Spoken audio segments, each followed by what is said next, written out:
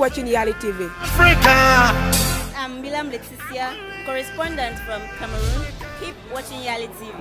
I believe in you. It's your boy, Eko Boche, corresponding from Ghana. Keep watching Yali TV. Believe in Africa. I believe in Africa. Yali, yali, yali. Yali, yali, yali. Young African soldiers. Young African soldiers. Yali, yali, yali. Yali, yali, yali. Young African leaders. Young African leaders.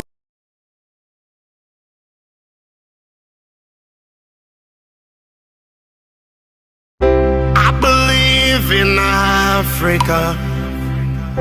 I believe in Africa. I'm Eunice Mano Bagi, the correspondent from Nigeria. Keep watching Yali TV.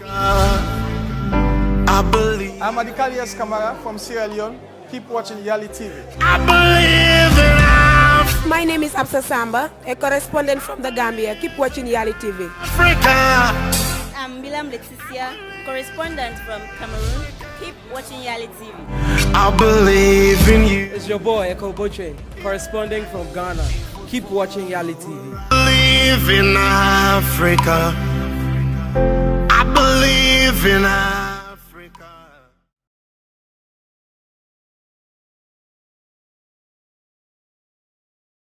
Yali, yali, yali.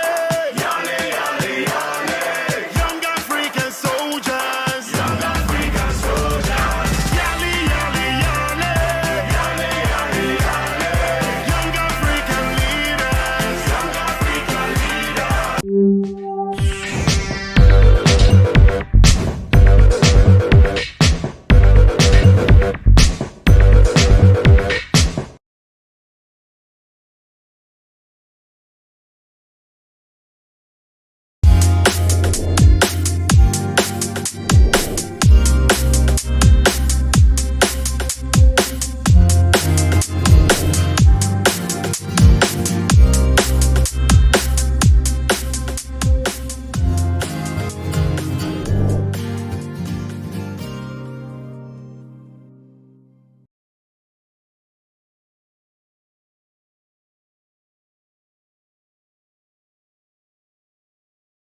Agreement and international business promotion remains a crucial topic for young entrepreneurs today and should be of interest to young Africans as well. It's in light of this that, and also in commemoration of the 10-year anniversary of Young African Leaders Initiative YALI, that YALI TV, in collaboration with the U.S. Embassy and Blue Cross College, presents this two-day virtual trade fair event dubbed Made in Africa Expo 2020, the hybrid edition. It's my sincere belief that we'll learn a lot today and tomorrow as well, and be empowered for the future. My name is Isaac Selassie Haji, and I'll be your moderator for today. I would like to invite Reverend Terry Ofori, since she's here, to give us an opening prayer and then we'll zoom right into the program. So please, you can give her a round of applause as she comes. Thank you very much.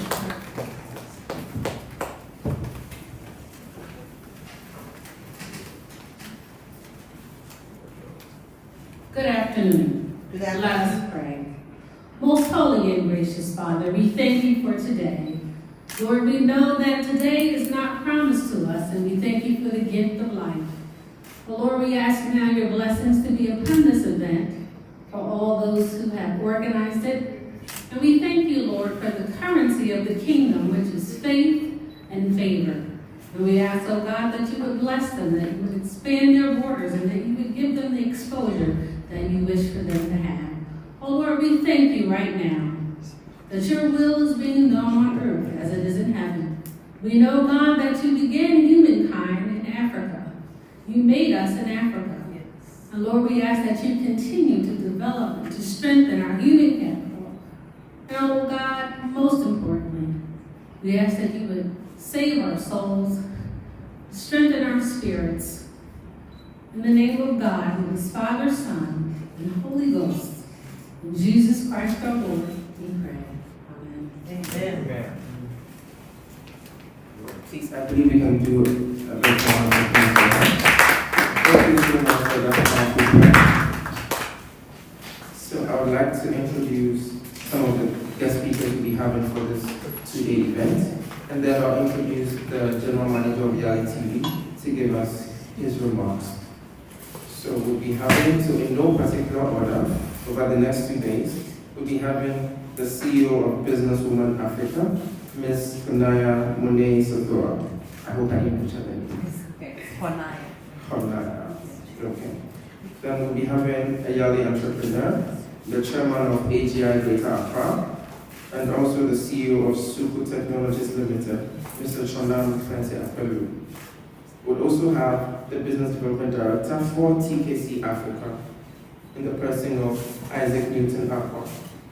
We'll also have the founder and senior consultant of Global Resolve Africa, and also the 2018 Made in Ghana brand ambassador, Sherry Thompson. We'll have the special coordinator for Yali, Office of Public Diplomacy and Public Affairs, AFPDPA, U.S. State Department, in the person of Elizabeth Liu. We'll also have the founder at African Public Affairs Committee, and also the executive director at the U.S. Bilateral African Chamber of Commerce, Neka Achapu. We'll also have the head of department for the School of Fashion and Design, Blue Press College, Ghana, in the person of Ms. Victoria Hunu. We'll further have the director for the Center for Professional and Entrepreneurial Development, also at Blue Press College, Mr. Todd G. Hawthorne. We'll also have the AFCFTA Policy Network. From the AFCFTA Policy Network, Mr. Emmanuel K. Bensa Jr. We'll also have the Certified Grant Management Specialist. For the Certified Project Management Analyst, Mr. Benjamin Kofi Kwanzaa. And last but not least, we'll also have the Head of Business Development at Yali TV, Mr. Richmond Asante Perkins. So with that being said, I'd like us to welcome with a round of applause the General Manager for Yali TV, Mr. Stephen Selassie Asu, to give us opening remarks. I believe in a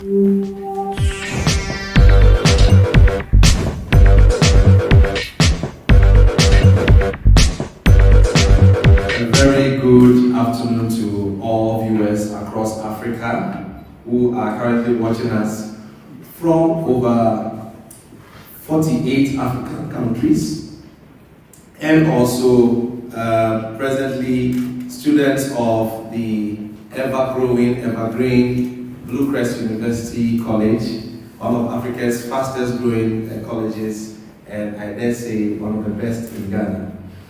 And to also, I'd love to send my felicitations to all the members of the Young African Leaders Network, alumni of the Mandela Washington Fellows or Fellowship, as well as the 4 regional leadership centers in Dakar, Senegal, Accra for West Africa, Nairobi, Kenya for East Africa, and in Pretoria, South Africa for Southern Africa.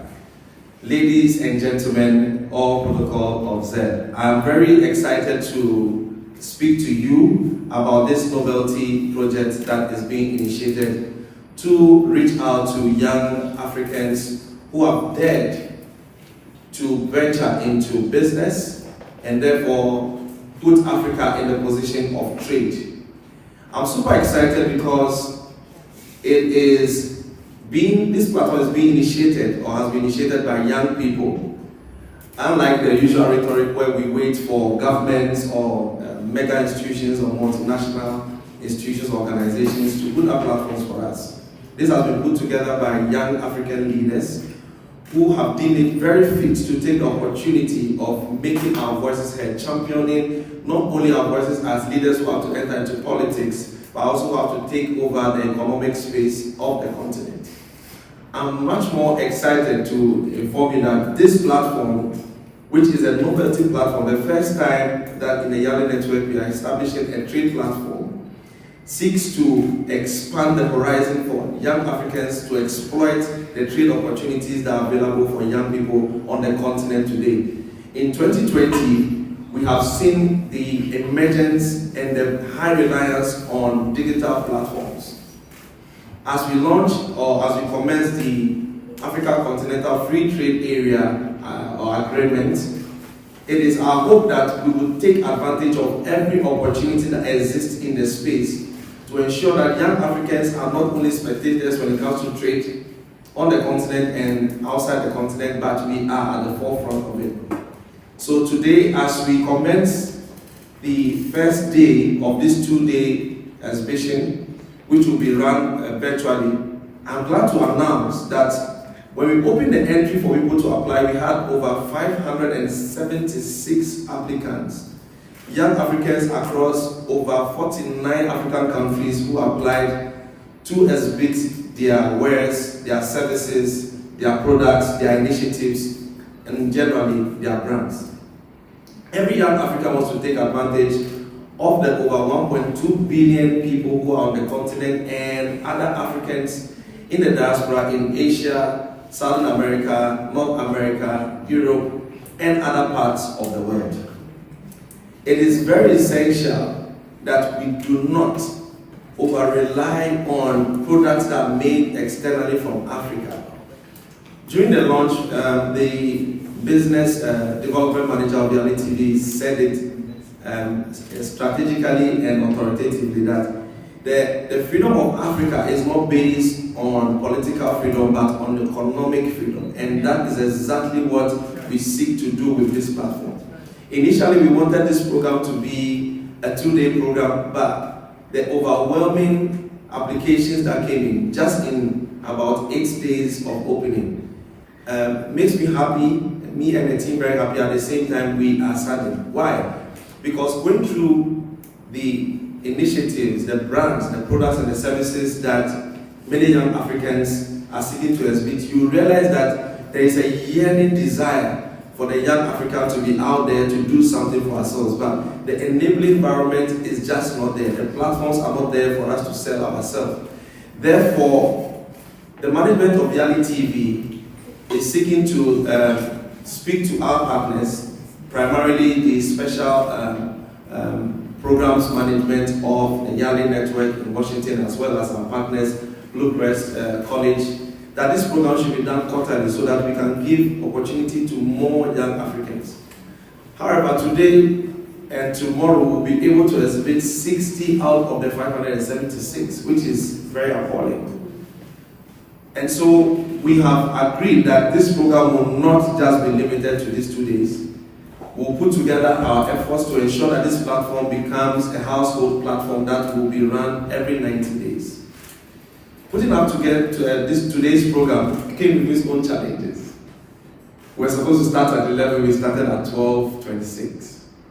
We have our own challenges. As young people, we have challenges, but we are resolute and we stand strong and tall that with the networks we have, with the friendships we have, with the abilities and the capabilities we have, we will not relent, we will not give up. We will put up a strong fight to ensure that we take our fair share of the trade space on the continent and without the continent.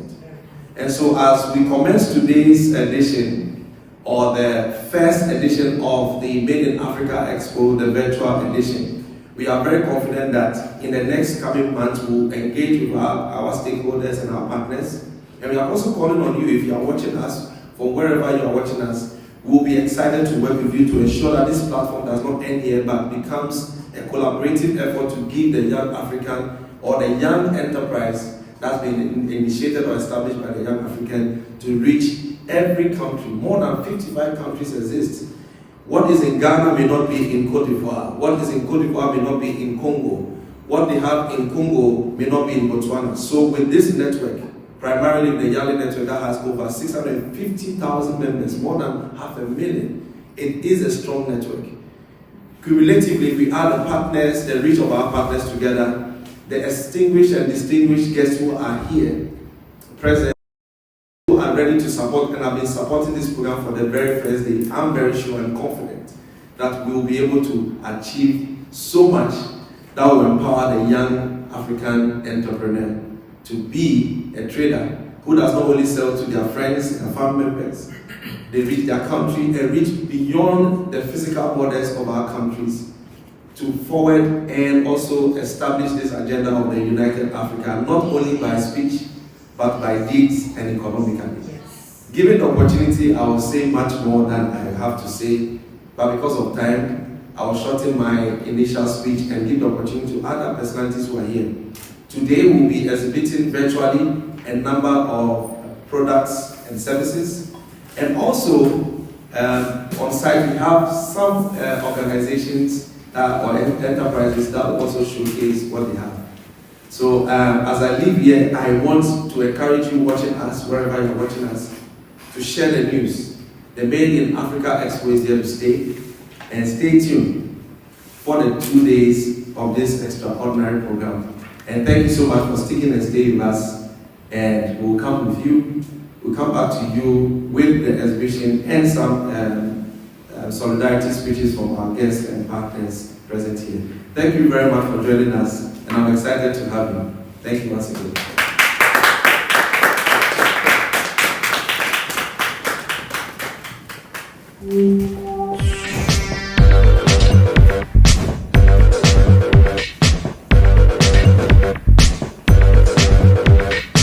Thank you very much, Mr. Stephen Selassie. That was the General Manager of Yali TV. So, I'd like to move straight into the first opening statement. We'd like to invite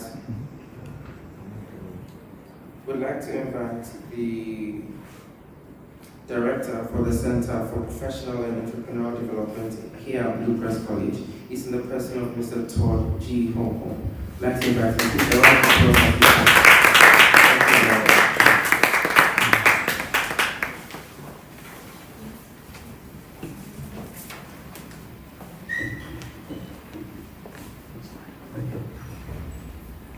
Thank you, Stephen. Thank you, host. I didn't get your name, sorry. Welcome to Blue Crest today. I want to welcome everyone, the people that are here in the auditorium, and people tuning in from all over the world on Yali TV. I really want to appreciate Yali TV for giving us the opportunity on this platform to talk about this timely and important issue. The subject of Made in Africa and supporting intercontinental trade. I think it's great that Yali TV is giving us a platform, and I appreciate the people that have come in to talk about it today. I'm going to talk about three things primarily today. I'm going to tell you a little bit about myself, just a small amount, so you know where I'm coming from, what I'm doing today with CPED and Blue Crest University. And then talk about Made in Africa and intercontinental trade. And then also a little bit about trade within the continent itself. So a little bit about myself. I'm from San Francisco. Have been and am a lot of things. Primarily, I'm a father, I'm a husband, I'm a musician, I'm a technologist, most recently an educator. I was a mainframe programmer back in the dark days of technology, IBM 370, and ended up leading DevOps for Bank of America before I came here. So DevOps, basically what that means is my teams handled all the code movement into bankofamerica.com. So it was a pretty stressful job, and we had teams all over the world following a follow the sun staffing. So I came here in 2014 to Africa to run the training program for the Meltwater Entrepreneurial School of Technology. And then I left there after 5 years, and I've been with Blue Crest University for about a year. Very happy to be here. I'm running the Center for Professional Entrepreneurial Development, as was mentioned. So that's it for me. CPED. So what is CPED? What does the Center for Professional Entrepreneurial Development do? So we have a lot of initiatives. We have the Idea Garden, we have CPED Radio, a lot of small initiatives that we're involved in. But primarily, what we are is we do corporate training. So we want to not just put out courses and see what companies we can attract, but really partner with corporations to see, to be a partner in their building of their workforce, the building and maintaining of a skilled workforce. So We want to know what you think your workforce should look like, and then we'll build out a plan, a curriculum, and an ongoing maintenance plan to keep that workforce, like you want to see it. We also have certificate online courses, short courses from conversational French all the way to the business of software development and game development. So there's a lot of different courses on there. It's completely 100% online. We also have a consultancy which helps businesses from outside of Africa who want to do business here. They have a product or a service. Maybe they're in the U.S. and they think they could attract a business here in Africa. So we do a lot of the groundwork, research, coming out here to tour the place, doing networking, and then actually being the people that start to do the registration, bank accounts, and so forth on the ground here. So that's a little bit about what CPED does and what we're doing today.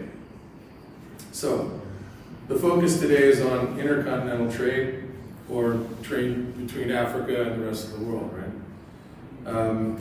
And I want to, like I said, expand it a little bit to trade within Africa, because I think that's an important aspect, and there are some certain things that I'd like to bring to light there. I think with Yali TV and with CPD and myself personally and some of the speakers that are here today, I think we all have some common goals, right? We want to bring jobs and wealth back to Africa. We want to bring global visibility to the people that are producing things here, manufacturing things here. I think that it's changing. I think that the perception for Africa has been hard for companies to get started, and certainly for investors or for investment to come to the companies that are trying to start up here. But I think it is changing. I think I've seen a lot of change since I've been here in 2014, and we have some way to go yet. I think that success really will be measured when products and services that originate here in Africa are being consumed by the buyers outside of Africa strictly based on the quality and the pricing of the product itself, and not regardless of the origin. So it's not specifically African made things like kente or something, but just normal products, and people look at it and buy it and purchase it and consume it strictly on the same requirements and same standards that they set on any company producing and manufacturing anything. I think when we see that, then I think that's the kind of table mark of success for manufacturing and visibility into the outside markets. When I first came to MEST in 2014, I remember we were told or instructed the teams really to look for markets in the West. We discouraged these startup teams from looking within the continent for their markets. By 2016, though, we had kind of changed our viewpoint on that, and because of the numbers, the compelling numbers that people talk about, population growth,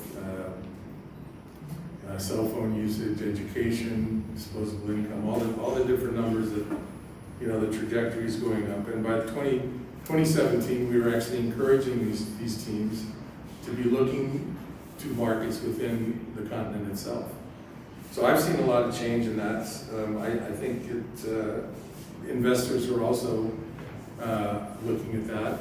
You can see it more in other countries maybe than in Ghana as far as investors go, but I think that's also changing.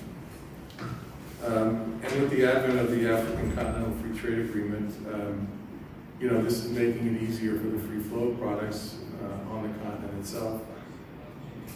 The challenges, though, still are within, it's not really within the product creation itself, but logistics and supply chain, right? It's about the complexity of payments and currency fluctuation and conversion and government regulations that govern the throughput for the free flow of products, and just the supply chain of getting the raw input into your company and delivering the product to the customer. So these are the kinds of things that even though we're opening up the continent to a free flow of products, there are the supporting aspects to that. And if you think about it, I've seen a lot of companies coming out of MEST and when I was there, and from people that have graduated now, building businesses that would support that, Jetstream being one of them, supporting the logistics and the supply chain, the supporting services to creating products, not only globally but within the continent. And if you think back, as a case study, during the gold rush times, in the West, people came to California and Alaska to discover gold, and some did, some got rich, but really, the people that created the sustainable businesses, and by far the higher percentage of success, were the people that built businesses out of the supporting, sold the shovels and the gold pans and provided the food and the housing and all the support to the people coming out to look for the gold. So I encourage you to look to the companies that would support the manufacturing industry. I first came to Africa at the age of 20. I lived in Khartoum, in the Sudan. I taught swimming and guitar lessons. I stayed there for about a year, and I fell in love with the continent. Always vowed to come back. It took me about 30 years, but I made it back. And I truly believe in Africa. I've committed to it. I've, like I said, been here for 6.5 years or so, and I have no plans of leaving.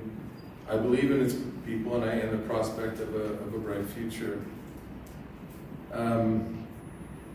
I read somewhere economists predict that in the next 20 years, Lagos will be the largest economy of any city in the world, eclipsing New York. And can you imagine Lagos, the financial center of the world like New York is today? That's pretty amazing. And the whole world sees it. They know what's going on. And they want to come here and be a part of it. But it's yours. And you need to see it and know it and believe in it and take it. It's yours. So that's it. Thank you very much. Thank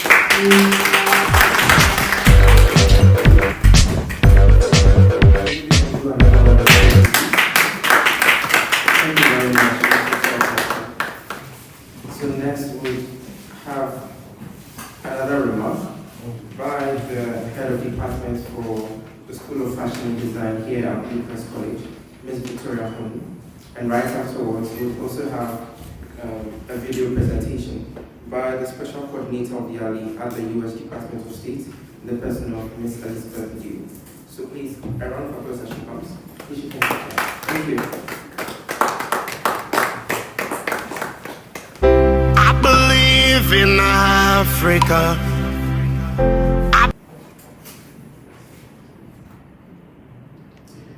Good morning, everyone. As I've been introduced, my name is Victoria Onu, the head of department for Lucas School of Fashion Design. I am glad to be here this morning to give a brief overview of what we also do here to help our students as they go out to the world. First of all, I'd like to introduce some of the programs we pursue or we offer students here. So we have BSc Fashion Design, we have certificate program in garment construction, and also we have a certificate program in perfume making as well. We've realized that over the years, especially in Ghana, what most fashion schools do is to offer the students a garment construction class or a pattern drafting class. But we don't do the extra things that the outside world does. Something like perfume making, something like making accessories. What we do here basically is the basic parts of fashion, considering accessories as well. So we are trying to expose our students to the different parts of fashion. If we look outside the world, the top fashion designers are not only into production of garments, they are also into production of other clothing accessories such as bags, footwear, perfume, spectacle. We can go on and on. So this is a new thing that Blue Crest is also offering students.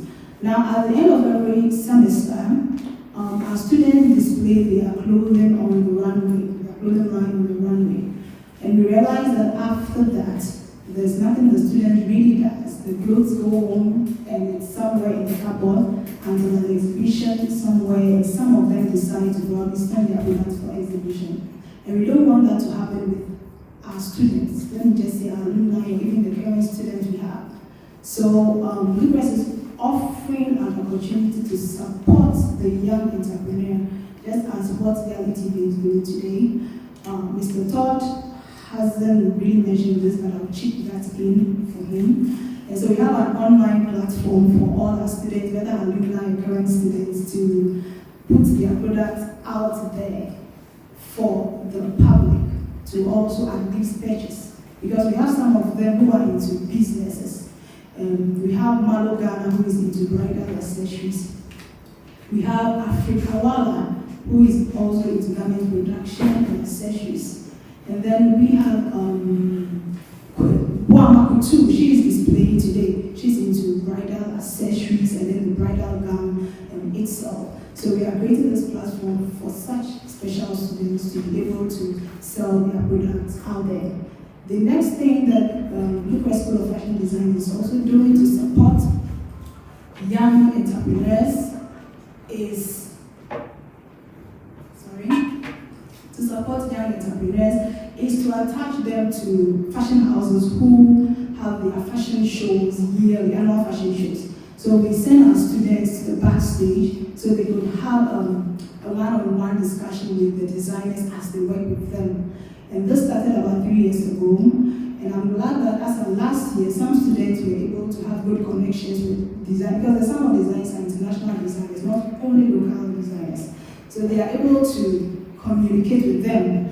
A writer, Suja Patel, says that to be successful, you need to meet and speak with someone who has been able to achieve and meet their goals in business. So they meet such people and they're able to coach them. And I'm proud to say that through that relationship, some of our students have gotten the opportunity to travel outside the country to work with some of these designers, and that is an achievement. And then the second thing that Blue Crest School of Fashion is also doing is to provide opportunity for the alumni body to join current students when we go out for a full workshop. This is a student workshop where they meet other people in the community and they are able to exhibit whatever they have learned. Through that, they are able to build confidence so they can build their businesses up as well. And I will be ending there. Mine will be a little brief. So some of our students will actually be displaying both virtually and then physically on site. So please stay tuned for that. Don't leave us too early today and tomorrow. We'll be meeting some of our students and the wonderful works that they have been doing in this institution. Thank you.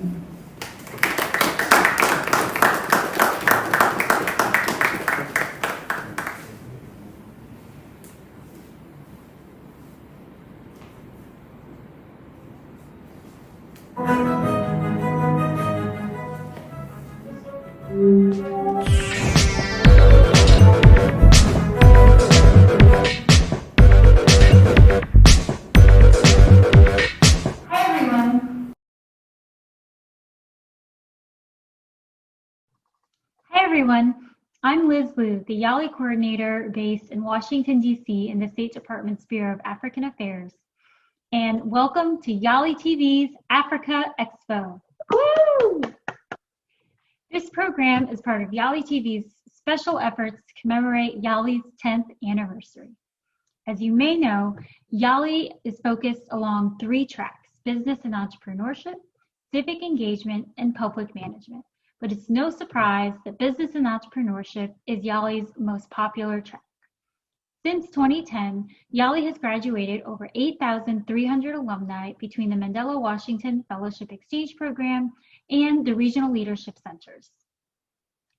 In addition, more than 50% of alumni own a business, and Yali Network members have earned over 1,000 business and entrepreneurship course certificates. Woohoo!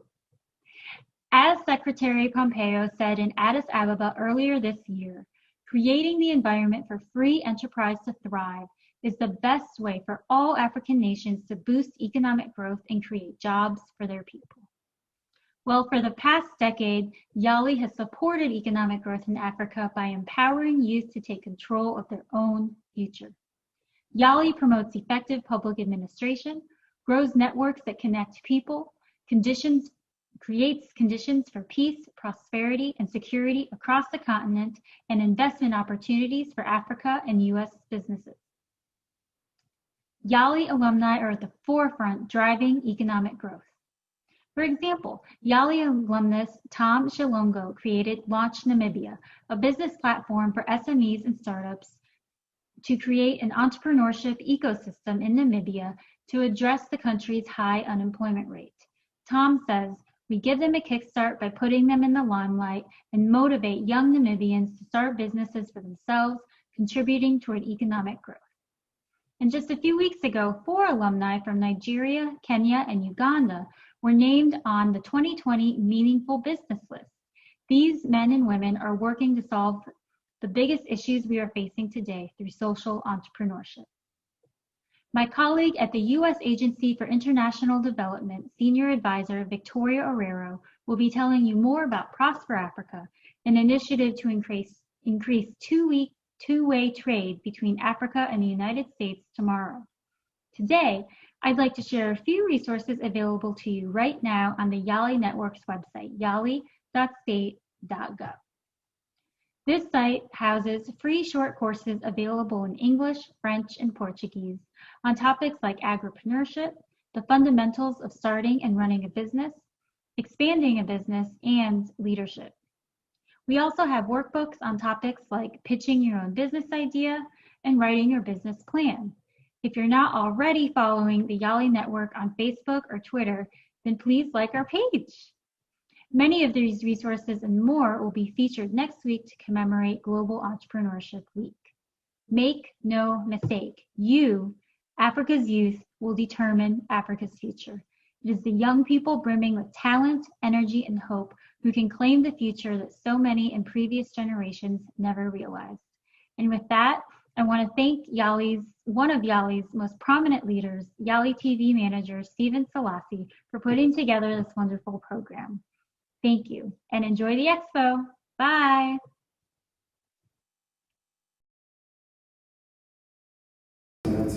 So next, we would like to introduce our very first keynote speaker. She's in the person of Ms. Gunaya Sathora. I got it right this time. She is the CEO of Business Women Africa. Please let's give her a round of applause as she comes. And also invited to the program, we'll be having Mr. Joe Barry. He's an executive member of the African Youth Union Commission. Please, we can give it to her as she comes. Thank you very much.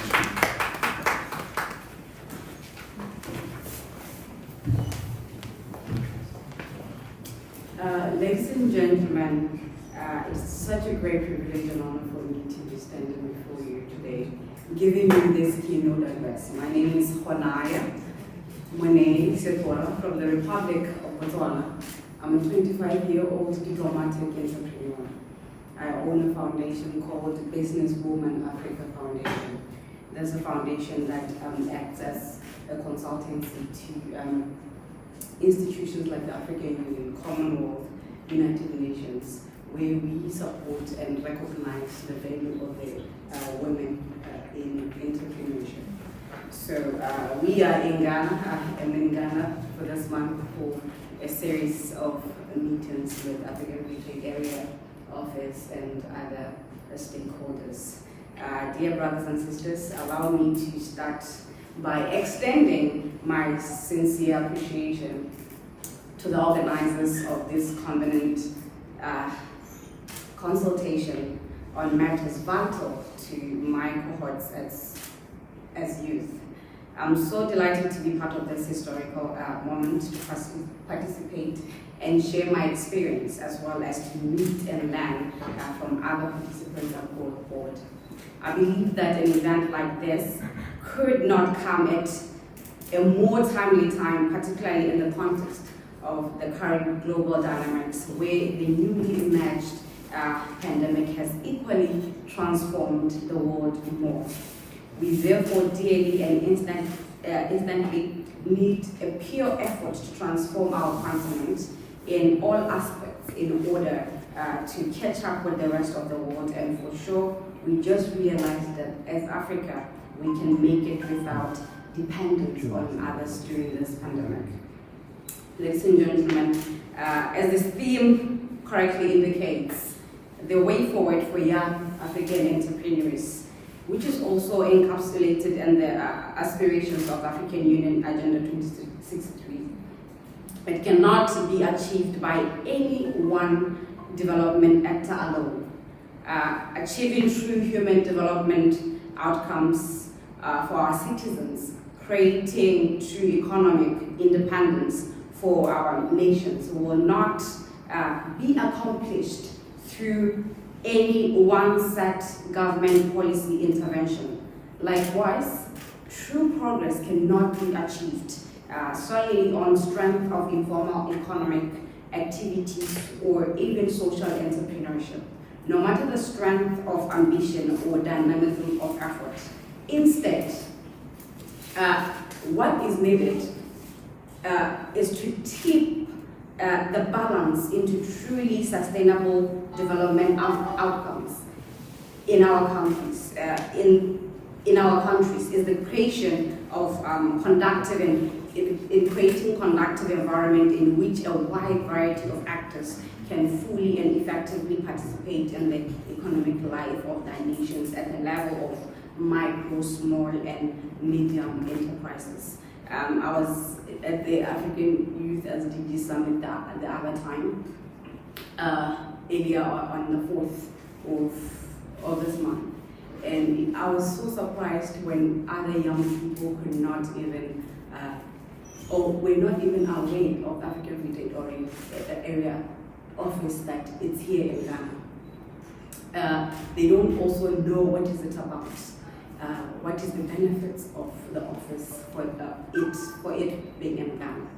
And I realized that sometimes as youth, maybe it is us who are very slow in terms of catching up with what is happening around the world. I mean, how many hours do you spend on your phone? Which is the most powerful weapon that you have during this pandemic? What is it that you do when you're on your phone? That you could miss opportunities like this that are always there just on your grasp.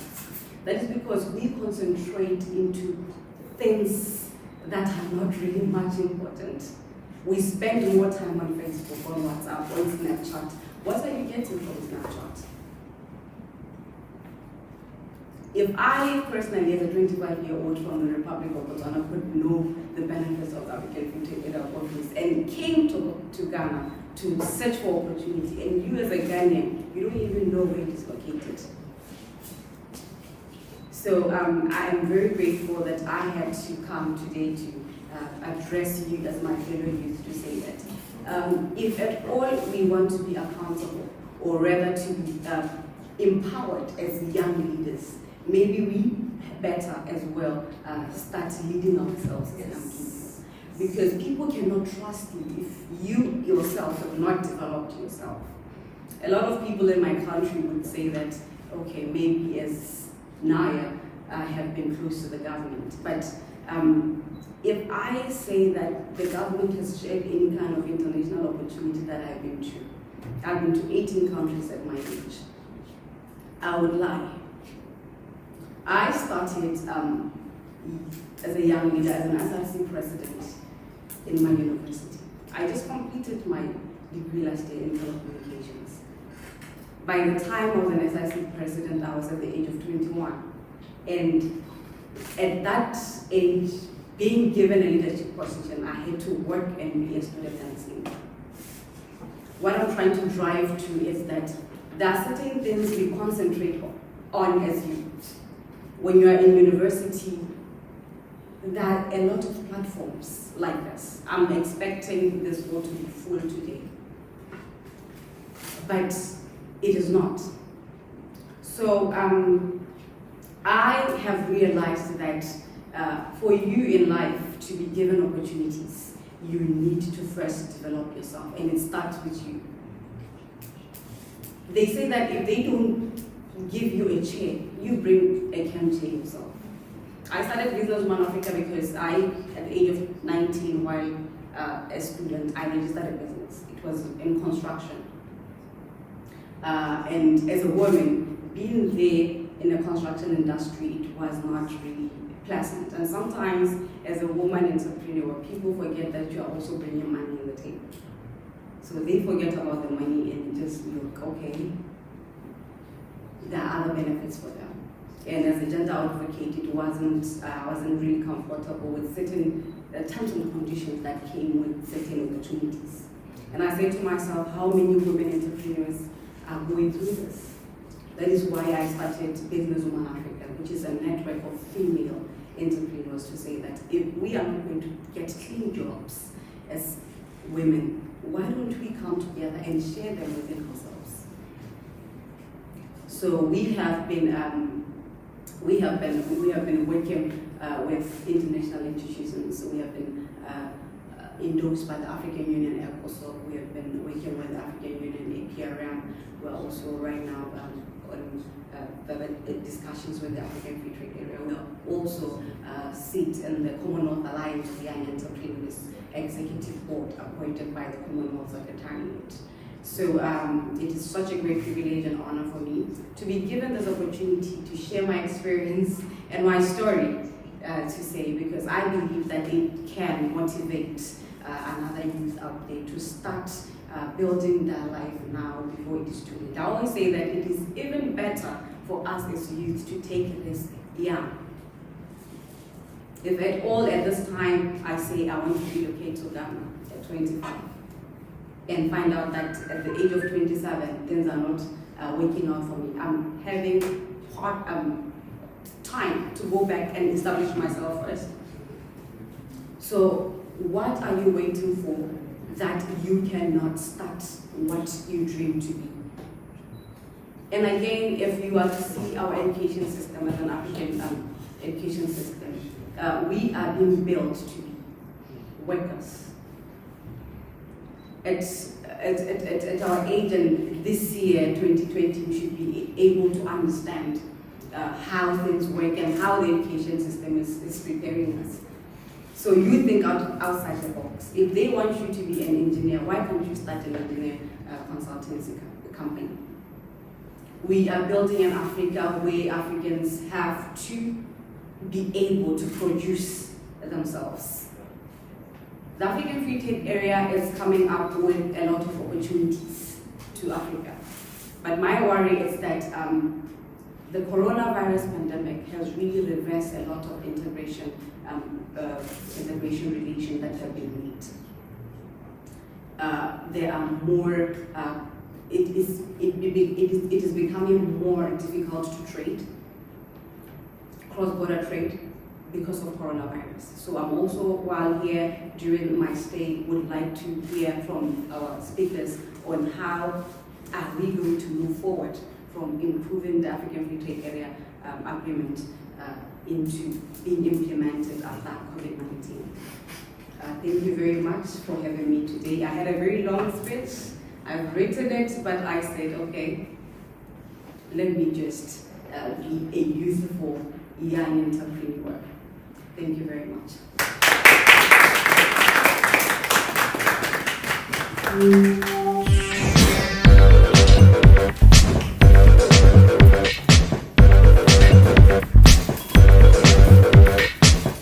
Wow, that was really powerful indeed. That's coming from a female business empowerment personality. Thank you so much. You know, she came all the way from Southern Africa just to be part of this program. And it's so encouraging because when she came here, she did not hesitate. I mean, just gave her a few days notice and she did not hesitate to be here And that is the spirit. We are not there yet, but we are getting there. Bit by bit, holding ourselves together, we will surely get there. Thank you very much. So, without much ado, we'll have the first set of our virtual exhibitions. So, if my producer is ready, we'll take the very first set of exhibitions.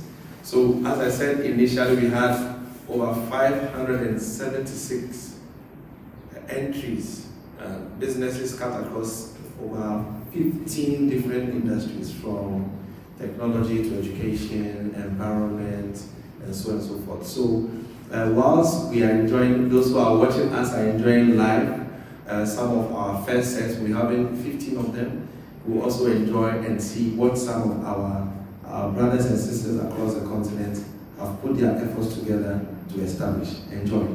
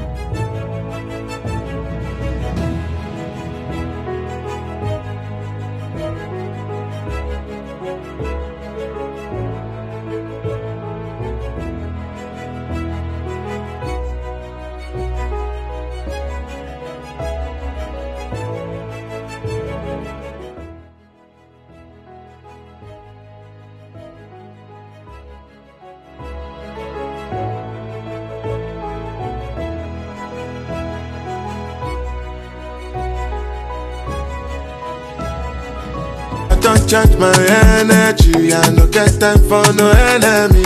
Torí pé pọ̀lẹ́ tó mi. Nothing wey person never see, I'm on nothing wey person never see. Forget it, I say fashi. Money soon expected. Take our body, I jump. I take her to the person. Jeje. I'm in the answer, then yes sir. Then I'm in the answer.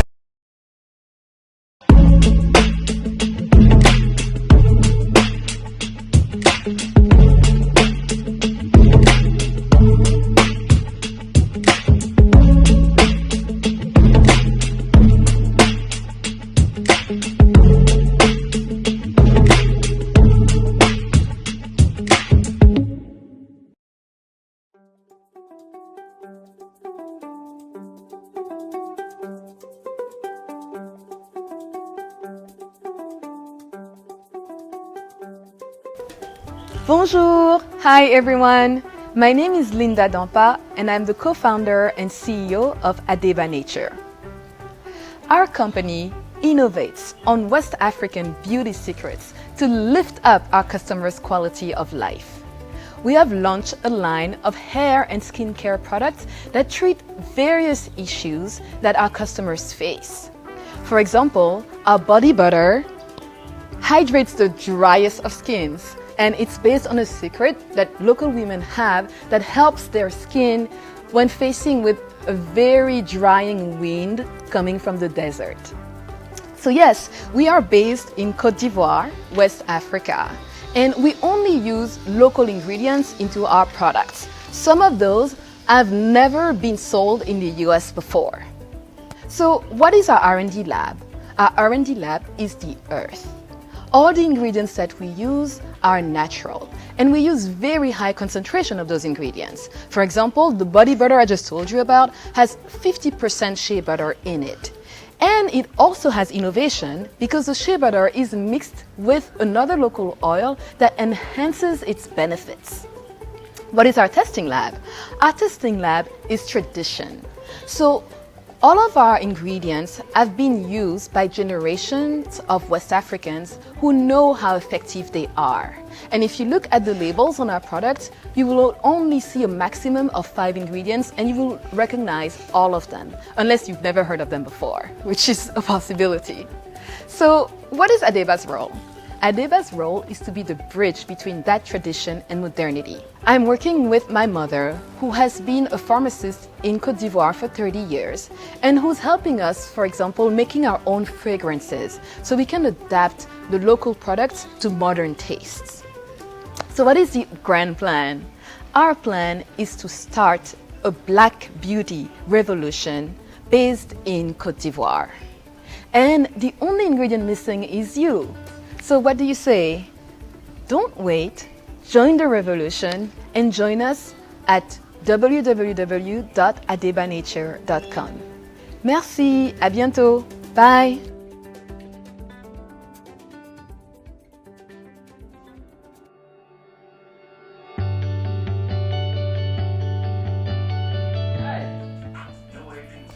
Adding the finishing touches by hand, obviously.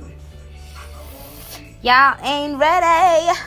Y'all ain't ready for this.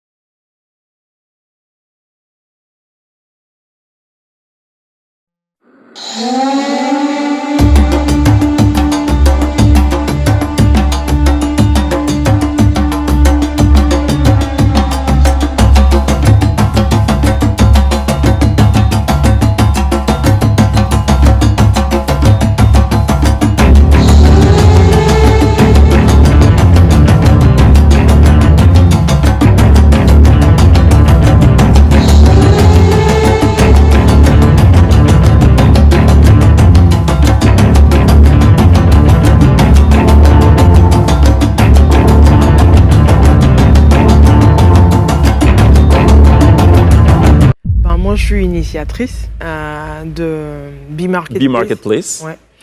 Et je suis aussi styliste. Ouais. D'accord, styliste, ok. D'accord. Parlons de B-Marketplace. C'est quoi cet événement? Alors, c'est une plateforme, c'est une expo vente. C'est pour faire la promotion de l'artisanat, des produits faits main et bio, tout ce qui est localement fait. Et puis pour essayer de donner une visibilité à tous ces artisans. À la base aussi, il faut savoir que, à part cette initiative de B-Marketplace, moi aussi je suis artisan en tant que tel. Et du coup, je sais le challenge auquel fait face un artisan.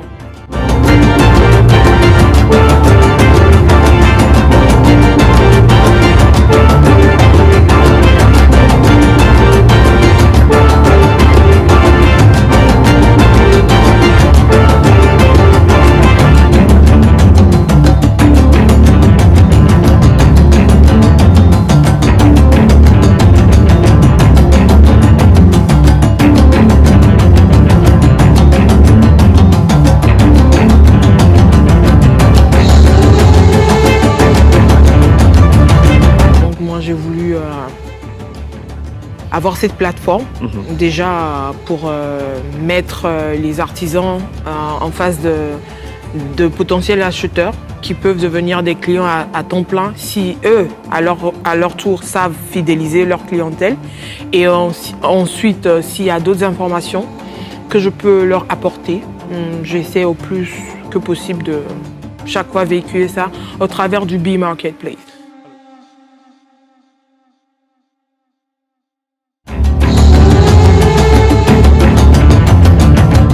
Il se tient annuellement.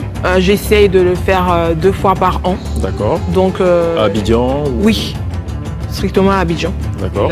Bee Marketplace est censé être une hybride, au fait. C'est-à-dire, en même temps que ça se passe physiquement, à un endroit X, ça se passe aussi virtuellement. C'est-à-dire une plateforme en 3D virtuelle sur laquelle les gens qui ne peuvent pas être présents physiquement ou les gens qui ne sont pas dans le pays, ils peuvent rentrer dans le site et surfer sur le marché. Le digital a toute sa place. Oui, surfer sur le marché et retrouver les artisans exactement à la place qu'ils sont et faire les achats. D'accord. Voilà.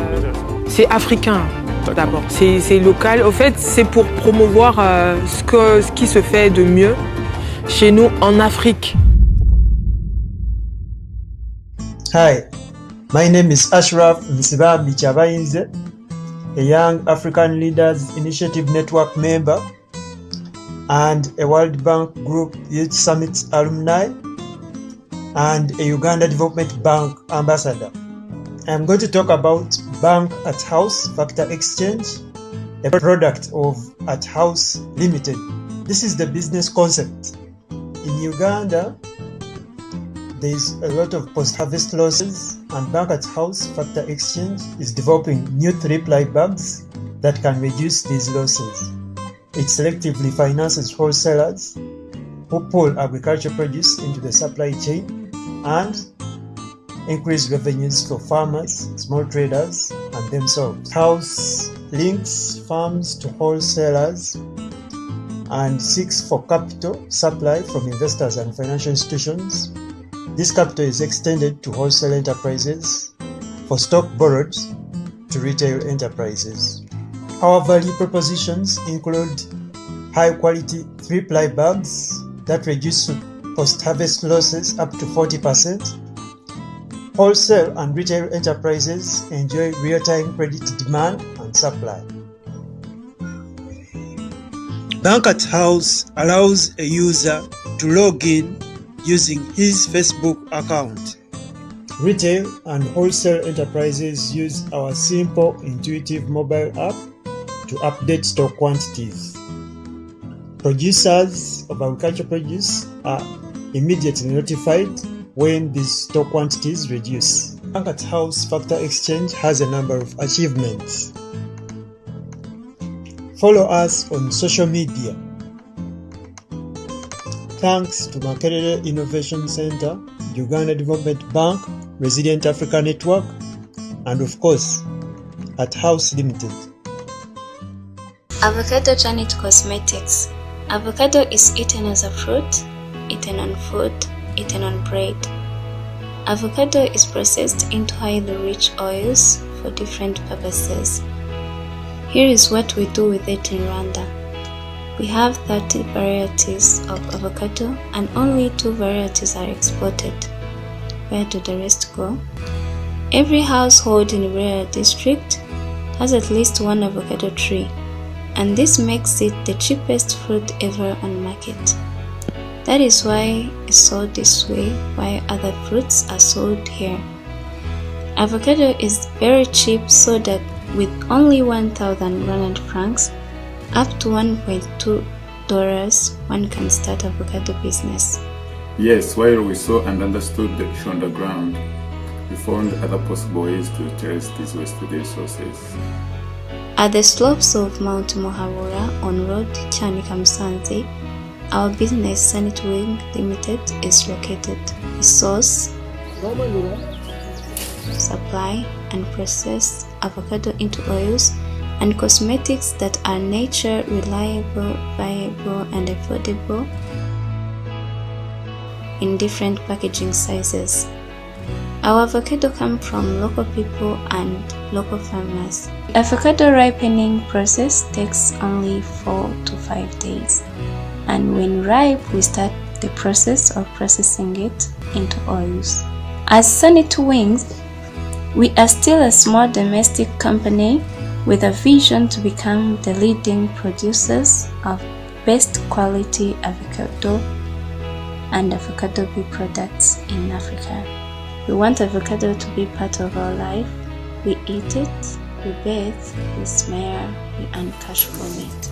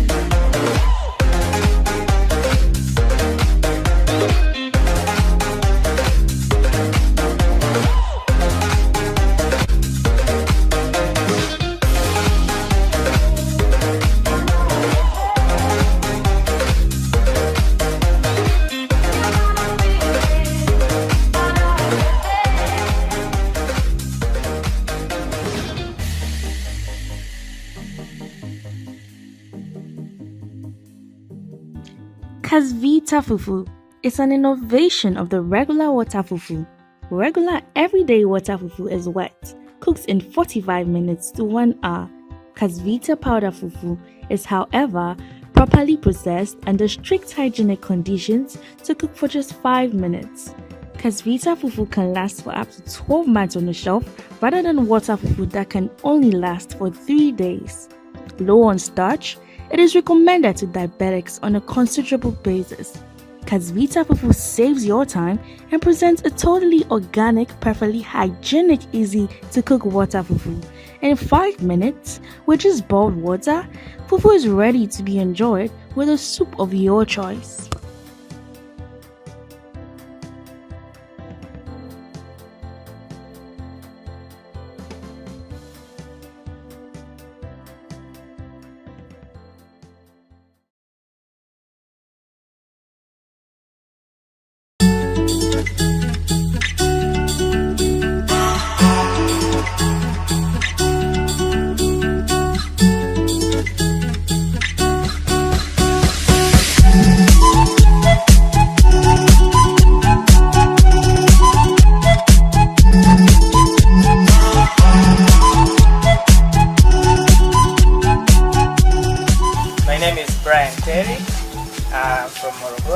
Right now I'm living at SUA. I pursued a bachelor degree of community development programs and I've just graduated from 2017. So it's just like 3 years back. So I was just graduated from university back then and I thought maybe finding for a job could be much better. Then when I saw this application for youth leadership programs, I said, let me go deeper to see what these applications offer for youth like me. So I've just decided to read all about the application before even I started to apply. So when I was just passing through the applications, it's where I saw some very good stuff which attracted me actually, which was building youth, enable youth to be leaders in their communities, which is one of my very big passions. Because I've just studied community development programs, of which people like us, we are going to do much more in the community. So I said this will be a very best place for me to learn how to work with the community, how to be a leader in my community, and how to help my community to realize or to take their steps into achieving their best. So then that was the biggest thing that attracted me to be in the program, like to apply the course. Nowadays, after I've graduated from the program, it's like my mind have also changed. Like the way I'm thinking is very different. Like I'm not the one to see the problems and start complaining, because I know now I'm the community leader, so I have to initiate the solution, not starting complaining, just like what other youth are doing back in our community. Once we graduated from the youth leadership program, we had to go back into our very own communities and mobilize our community members to join some of the programs which DOT offered, of which was for them to gain more digital skills and entrepreneurship skills. So as a community leader, I had to come with a solution which I thought maybe my community really faced, So I managed to come up with a social innovation, which I named it Kilimo Dares. So Kilimo Dares is an agricultural project of which we are looking much into empowering youth of our communities to see different opportunities that are found in agriculture. So practically we do farming, and we started cultivating tomatoes. As doing any other things, you might face challenges, and we as community leaders, we also faced some challenges while we facilitated those programs in communities. And one of the challenges I remember is, you can go out there to mobilize the community members to come join in the programs, but other people can tell you, do you pay? Like, how much do you pay us? Like, So when you find these challenges, like people want to be paid for them to be educated, that was a bit challenging.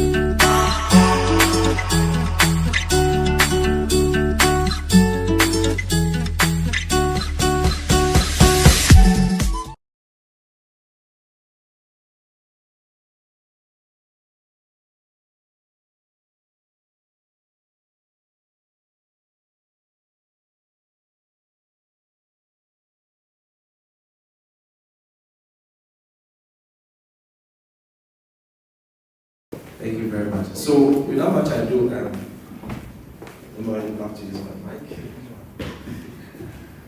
Thank you for being compliant, COVID-19 compliant. So, watching some of the videos upstage, you guys being entrepreneurs, what were some of the thoughts that were running through your minds? Just to connect with those of our colleagues who are watching us as trade people. So, Mr. Joe. I think that African youths have the potential. We've had the potential as Africans, and we need to take advantage of the after. We need to formalize the informal sector. We need to go digitalization to be able to harness the opportunities and the potentials we have as African youths. There are a lot of talents we have in Africa, and we believe that the African Continental Free Trade will unite and integrate us, because the Continental Free Trade in itself was created to integrate and bring us together as one. Because our founding fathers of the AU realized that Africa cannot go or be a global powerhouse without integration. And so there was a pragmatic effort to unite us as a people through trade.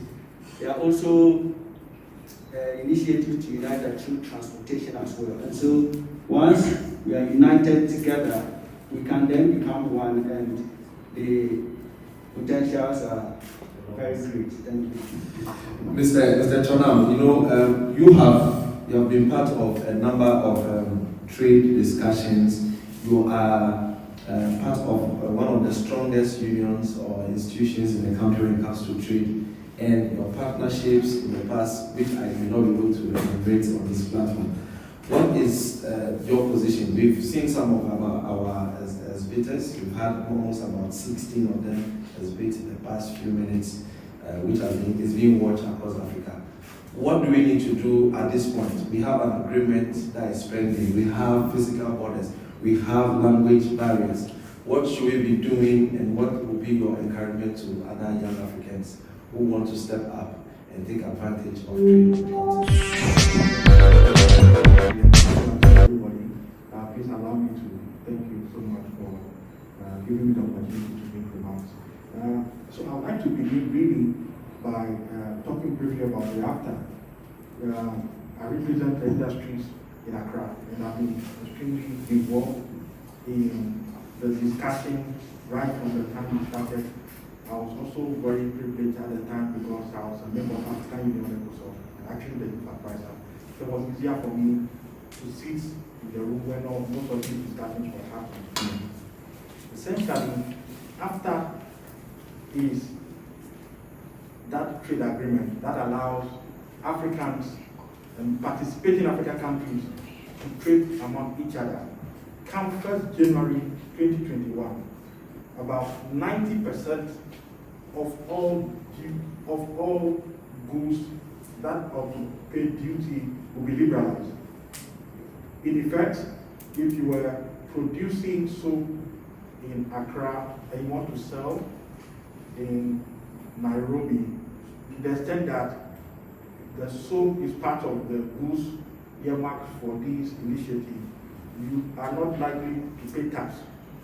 So obviously, the idea is to create a trading area and remove the barrier that are associated with trading. Typically, it's a good news. And the continental free trade area remains one of the biggest globally. Probably apart from the Japan-EU trade area, ours is the biggest in the world. So it's a good news. The reality, however, is that there are deep down bottlenecks that most of these young entrepreneurs I've just seen are facing on daily basis that will make it difficult for them to genuinely benefit from the agreement. If you realize most of the products that come from especially China are relatively cheaper. So you need to have products that are even cheaper and better in quality in order to compete or to benefit from the free trade. Because it will not make sense if the soap coming from Beijing to Nairobi is still cheaper and better than the one coming from Accra, even though the Accra one is benefiting from the agreement. And so the only way to do that is to make sure that, number one, the cost of production for most of these entrepreneurs in Africa are taken very seriously. The cost of production is really high. If you take the cost of securing power, Ghana, as of today, buy power around 17 cents per kilowatt hour. The government of Ghana has done a lot of work in reducing it to that level, but it's still very high. In China, it's at 5 cents per kilowatt hour. And mind you, the entire production cost, 30% of the entire production cost is spent on power. So you can see that the guy producing in Hangzhou and in Beijing obviously have a cheaper cost of production than those of us here in Accra, for example. And so if you don't work on these challenges, then it still will be very difficult in benefiting from the continental free trade. Consider issues of access to finance. As I speak, you cannot get any money from our banks below 24% per annum. But if you go to countries in Europe, for example, your borrowing money, say 5%. Actually, there's most times. So the issue is, if you're borrowing that money at that rate, you're not competitive. Even if you're able to get the money, in most instances, you're unable to access credit. If you go to the bank, it's a very frustrating process where they ask you for several documents, collateral, etc. At the end of the day, it's really very hard to be able to have access to that money. And these are the realities that young entrepreneurs are facing. Because of Yali and Mandela City Fellows and so on, there are several platforms that we discuss a lot on a daily basis. And these are the realities that people face every day. There are interesting challenges like trade laws. ECOWAS has its own trade laws and regulations. Ghana, through GRPC, have their own trade laws and regulations. Most times they're in conflict, and that's the reality. So, if within ECOWAS we're fighting, okay, because per Ghana rules, if you're a non-citizen, you cannot be involved in our retail trading. That's our laws. But ECOWAS law says that you can trade everywhere within ECOWAS. So that's clear conflict. So when the Ghanaian trader says, no, you're not a Ghanaian, you can't sell toothbrush. The Ghanaian guy is right.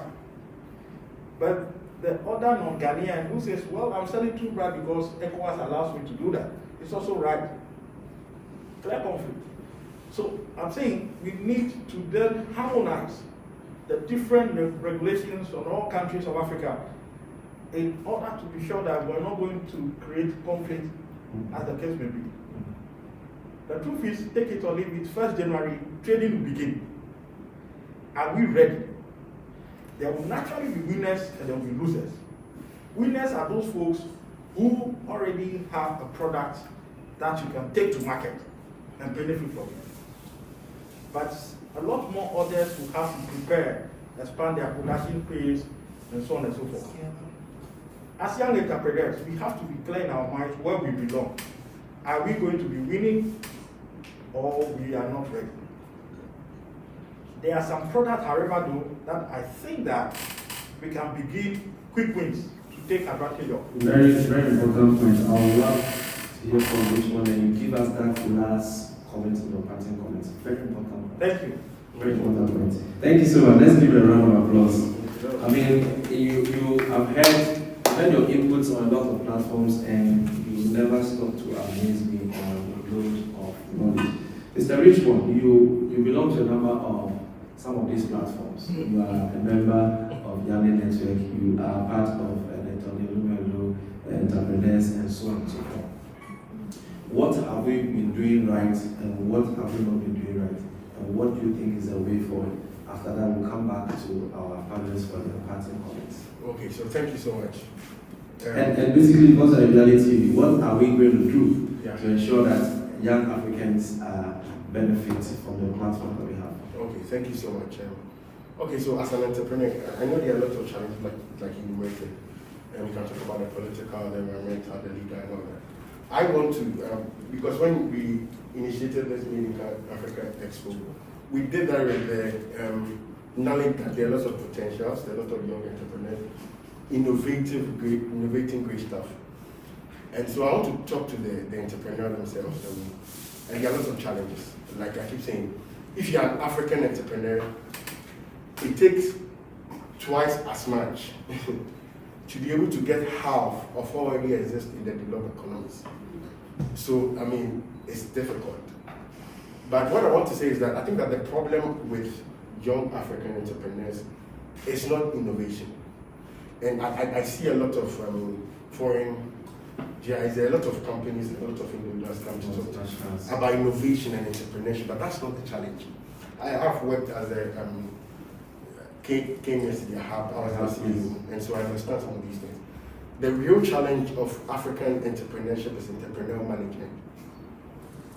The ability to innovate is not difficult for the young African. I mean, in our streets, I mean, talking to our mothers, every young African has the capacity to innovate and bring something new and think outside the box. The challenge, however, is being able to take this innovation and make it into an established business that can attract investment. And so, like you said, are we ready? Most of us are not.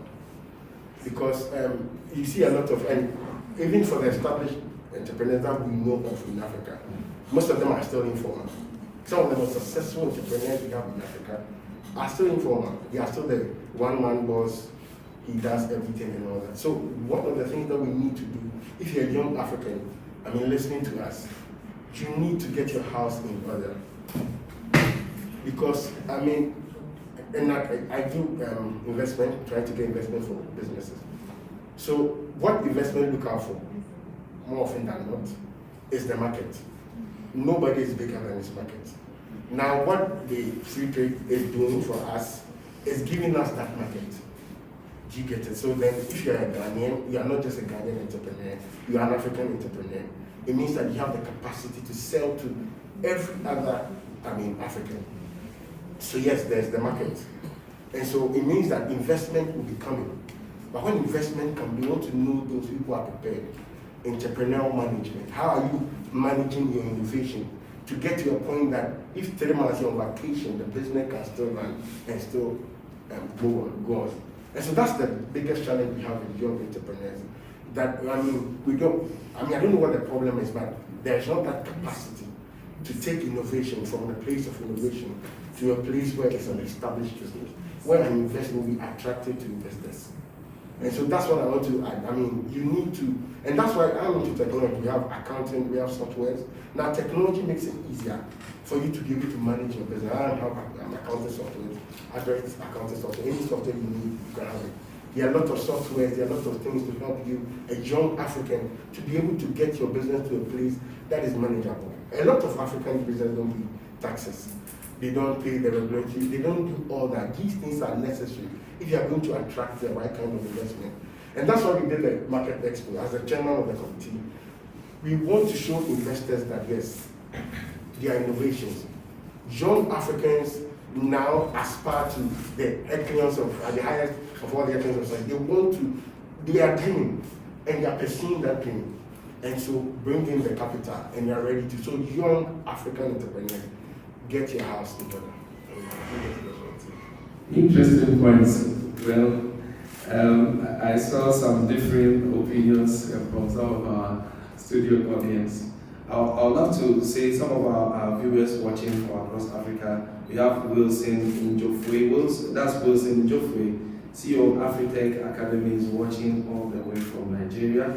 We have Matata Sefi, co-founder and executive of Akana Agro, is also tuning in and watching.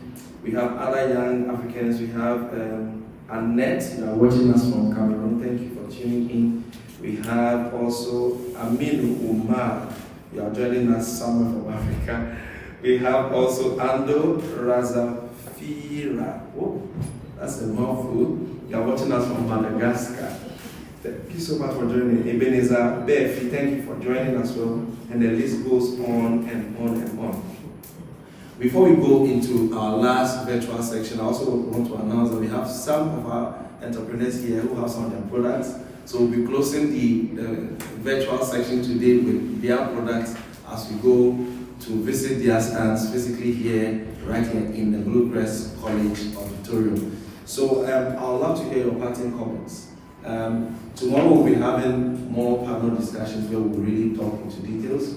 I would love to know, what do you think we should do living here, or anyone who is listening to us, as you heard some of the people who are listening to us and watching us from across the continent.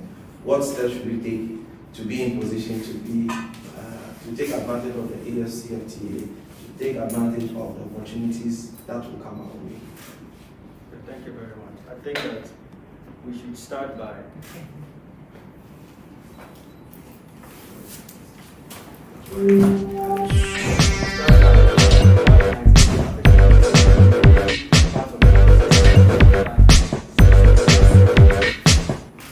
during our formation in the EU, and we've been with AFTA for about 3 years now. We've been invited to several programs. We've organized programs together with the African Union, Department of Trade and Industry.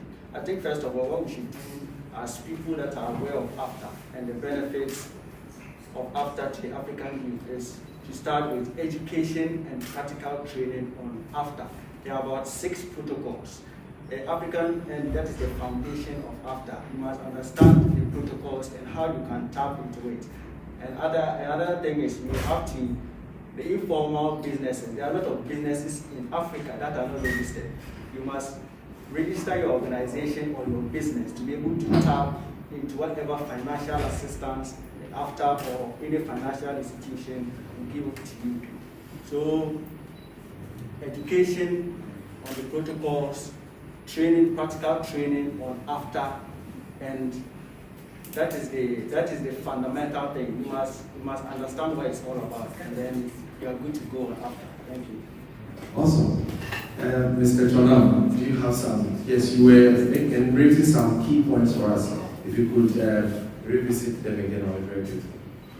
Well, so I just want to say that for us as young African entrepreneurs, we have to realize that the only way to make this work is to consider to take our destinies into our hands.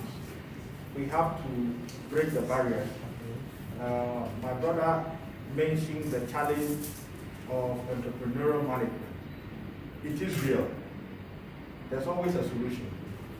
Part of the solution is to avail yourself for continuous entrepreneurial training.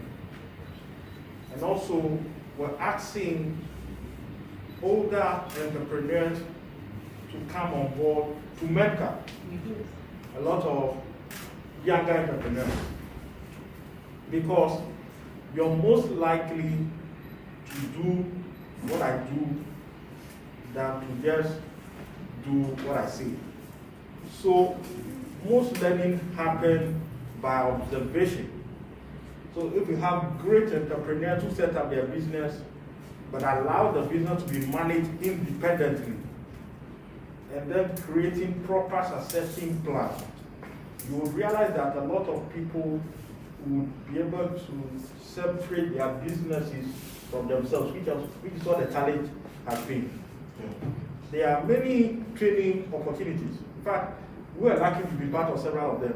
I've been part of Stanford University's program, very awesome program, great.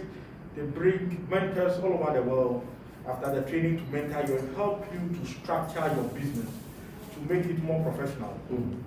There's YALI that a lot of people should really consider to apply. There's Tony Lube, there are many of them. In fact, one of the great ones that I was privileged to be part of was organized by Jack Ma, where he sent us to Alibaba Business School in China, kind of a crash MBA. He trained us in e-commerce and fintech. But imagine that you have an opportunity of really learning from Jack Ma directly. And he's telling you, this is where I started, this is what I've done, and this is what you need to do. It's really very helpful, and it helps us to make our business really better. So in a nutshell, it's about learning, but at the same time, let's know that we're sitting on a time bomb. Come 1st January, trading will commence. Let's all be ready. Thank you. Thank you very much. Before you give your parting comments,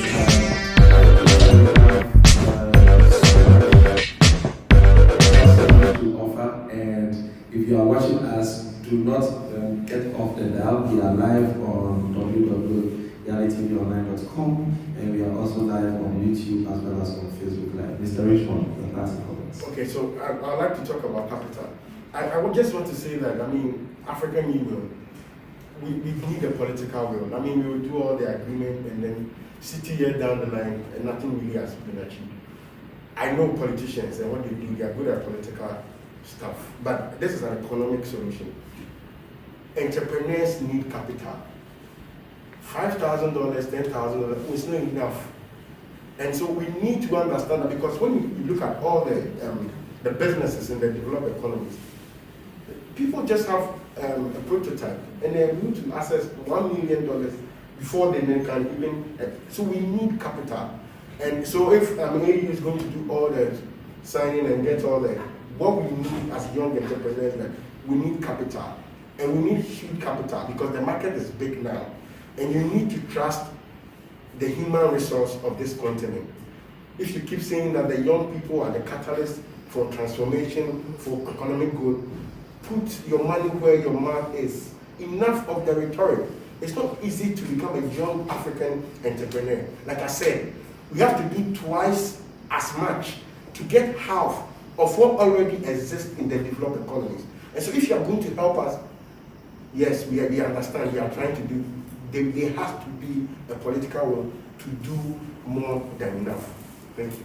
Well, thank you so much. Once again, thank you for and tomorrow's meeting will be having more deliberations with more specific and practical points that we can implement. Thank you very much, gentlemen, as you have listened. So once again, again, you are live on the Made in Africa Expo Day 1. After the first set of exhibitions, we wanted to have some of the burning issues some of our partnering individuals had to share. We'll be having we just have some few items on today's program and we'll be running on for the day. We have a physical engagement with some of our teaming entrepreneurs. I would love to use the opportunity to announce some of our entrepreneurs who made it for today's virtual edition. All the way from Angola, we have Marlene Eunice de Oliveira Pedro Jose, who is the CEO of Mavu. It's a food company based in Angola. We also had Soraya Santos, also from Angola, who made it for today's exhibition. We also have Salome Njogu from Kenya. She is the CEO of Mother Agribase. We also have Gomez de Lucencia Marquez, who is from Mozambique, quite a heavy one. Is also has a company called Science Delivery Kutiva. We have also George Akilimali from Tanzania. We have Oladepo Shegun Samuel from Nigeria. We also have Milton Emmanuel Inchabani from Cameroon, who also made it through. Lionel Jeremy, also from Gabon, who is the founder of Papa Taxi, also made it through. We have Brian Terry from Tanzania, Linda Demba from Cote d'Ivoire, who is currently resident in the United States. We have Mulundi Leni from Namibia. We have Fatuma Issa from Tanzania. We have Kenu from Lesotho, and Flora M. Kawa from Tanzania. We also have Irene Muja from Tanzania. We have Azam from Sudan, who runs a craft store. We have Banki Fazomino from Nigeria. And we have Vincent Otieno Osembo from Kenya. And we have Emmanuel Senkimpi from Uganda. Mose Injarakana from Namibia. Jessica Felix from Nigeria. Alexandria from Rwanda. These individuals were able to submit their entries for this expo and came up for the first 29 that were chosen for today's virtual expo. Congratulations to you guys. The team is actually looking through, we'll actually be coming up with some packages for some of the selected ones. And for you who has not been selected, do not relent. We have opportunities available that we'll be deciding to expose. We're trying to get more stakeholders and think about how we can expand this platform, how we can expand it to reach more people and also involve more people. And one thing that we are also going to offer as Yali TV is that we realize a number of the entrepreneurs could not put together videos that could translate their businesses. So as part of our effort, we'll be having some online training programs as well as making available some of our country correspondents to assist in helping put together video presentations that will enable us to sell our businesses. We'll be having our last set, and then from here we'll move, as we are streaming the last set, we'll move to the physical location where we'll end the program officially. So if you are tuned to us, this is the first day of the expo. We will be moving to our last virtual section, whilst the team here, the studio audience, move to the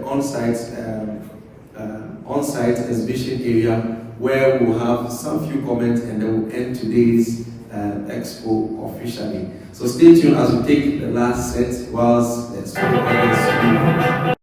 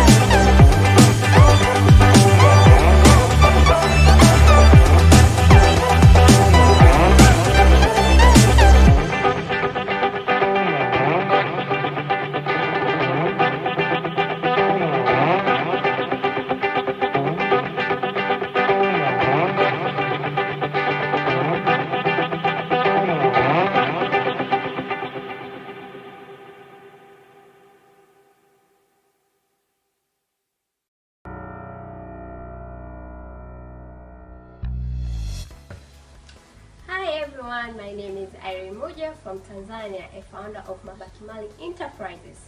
Mabaki Mali deals with recycling of waste into interior and exterior design, such as wasted tires, ropes, and textiles into furniture, bags, and flower pots. The reason is to minimize health problems in our community like malaria, pollution, and dumping of waste.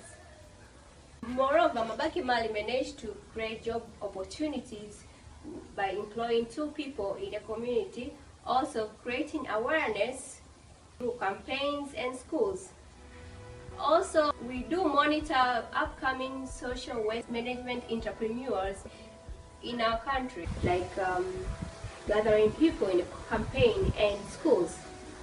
And also we managed to mentor upcoming social entrepreneurs for waste management. Despite of being new into the Tanzanian market, we managed to make innovative, quality and affordable products which are acceptable internationally and well recognized. Hence, we make moderate revenues for both business in the community and the country at large. Lastly, Mabaki Mali aims to eradicate waste in the future. Thank you.